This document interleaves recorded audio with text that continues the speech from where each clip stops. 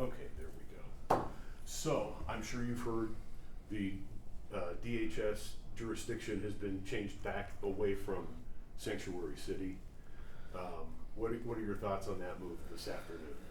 Well, I've been engaged with throughout the organization with the highest levels of DHS. I still don't really have a good answer why I think what they wrote on there was Las Vegas City was put onto that list. As you know, that designation has been taken down. However, I'm told that they still intend to move forward after some review and repost a list. I can't tell that any entity here in Southern Nevada meets the definition of what a sanctuary city is. In fact, just the opposite. And so I don't think you're going to see any jurisdictions here in Southern Nevada on that list again. Did that have anything to do with the department's decision to go ahead with the 287G application? So listen, I know that everybody, because of the timing, everybody's trying to point those two things together.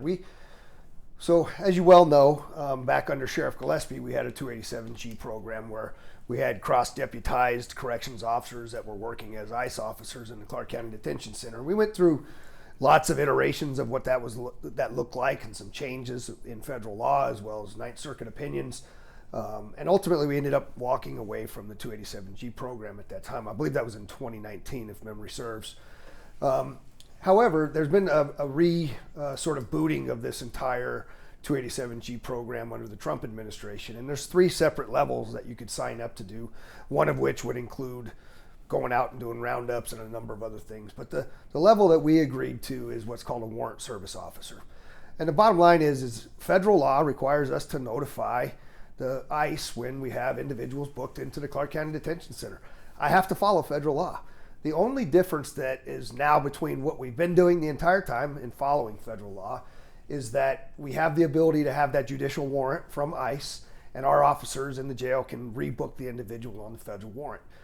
He can be held for up to 48 hours after that booking occurs. The reason I did that, quite frankly, I was seeing too many people with very heinous crimes getting out of our jail. People getting shot at, being released, 5-6 time DUI being released, multiple domestic violences being released.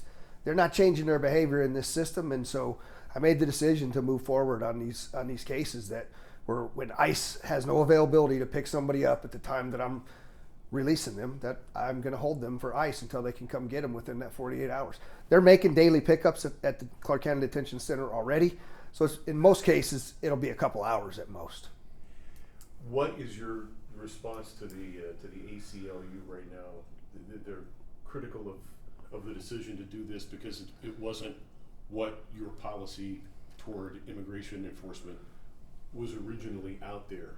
What are your thoughts on the ACLU? I am adding to this policy with the addition of booking on a federal warrant. I recognize the ACLU was going to not like the decision that I made, and there's lots of people in various groups that don't like that decision.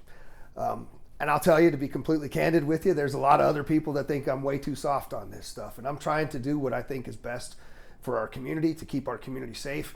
And I don't have any loss of sleep when I'm turning over an individual that's out committing heinous crimes in our community to ICE. I think it's the right thing to do, and that's why I'm doing it. Would you consider this a major policy change with this application? No, I wouldn't consider it major at all. In fact, if ICE had additional resources that they need right now to do what it is they're trying to do, they wouldn't have any trouble picking these people up. But they don't have the resources they need. That coupled with the fact that I'm letting people out of the jail that were already reporting to ICE, and in some cases, most cases, I was letting somebody out with a federal warrant. And that's not right for me to do. My cops have to arrest on warrants, period. And that's all we're doing is honoring a federal warrant. We work with federal law enforcement agencies across the board, and we're going to continue to do that. In the statement, there was the last line that there would be no new additional policies with ICE. Do you stand by that? Well, I don't know that I necessarily would say that there's never going to be a new policy, because new laws come up. In fact, the Lake and Riley Act got passed. Every one of our Congress people voted for it. It is a new law. It has expanded the number of types of crimes that I have to report to the ICE folks as well. So look, there could be executive orders that come from the president's desk that requires jails to do certain things. But I'm comfortable with where we're at in the way that we're approaching our cooperation with federal laws as they come out. And look, at the end of the day, it's a responsibility of mine to comply with federal law.